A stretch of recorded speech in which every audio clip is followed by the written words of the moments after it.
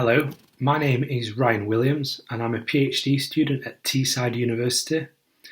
I'm using my blog IIT Education as a way to reflect upon what I am learning through this doctoral journey, and this video is part of that. Whilst users are enjoying the features of virtual learning platforms at this very moment, it is always worthwhile to take a look at how the future of education technology may look. This is a short video of me reflecting on how the industry may evolve.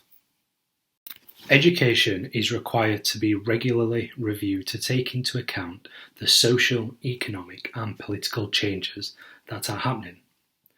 With vast advancements in technology caused by globalization and the rise of a knowledge economy, researchers now recognise the need for ecological responsibility.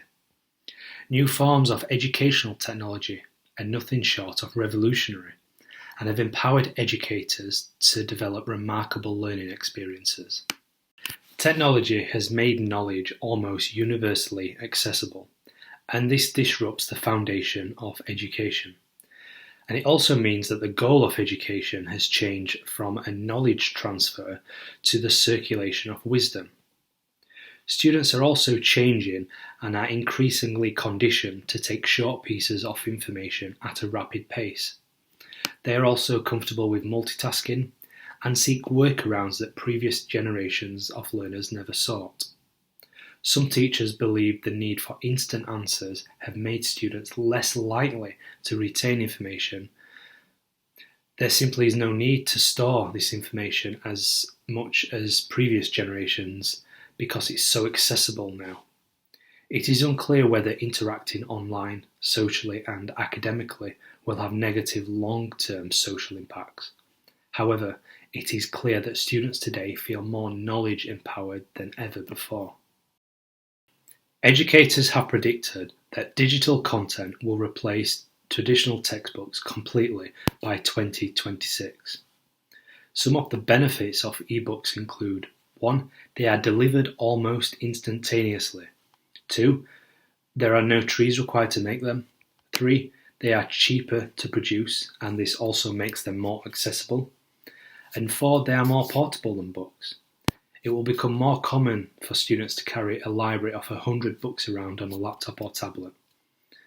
Educators are also experimenting with gamification, whereby turning learning into a video game to elicit and engage learners. And this is likely to be deployed through virtual reality. Although this technology is not quite ready to be implemented into classrooms, it has taken huge leaps forward since 2016. Virtual learning environments are continuing to grow, and it is likely that educational institutes will begin to offer a wealth of online learning opportunities. As the students of tomorrow begin working with exciting resources such as robotic kits, educators must be wary of how to track student performance. The ability to measure learning over time is not yet evident in VLEs or any TEL product. Some researchers argue that because students are increasingly comfortable with interacting with screens than on pen and papers, digitalizing their tests and exams is at least customized to their learning processes. And that's really is the gap. The ability to analyze data in a digital environment is richer than before, and there is scope for further development to measure the quality of peer interactions and communications. The need for mindful and wellness practices in the classroom is often overlooked. Nevertheless, the future will see educational resources devoted to help balance creativity with thinking. This will provide students with social, emotional and mental support in a digital age that can often appear overwhelming. Educationalists have recognised that teaching mental health in books and in the workplace can be of extreme value. The idea of implementing technology in the classroom is not a contemporary one, and has been at work for a few decades. However, recent years has seen it take off rapidly and successfully, as in computers, tablets and interactive whiteboards.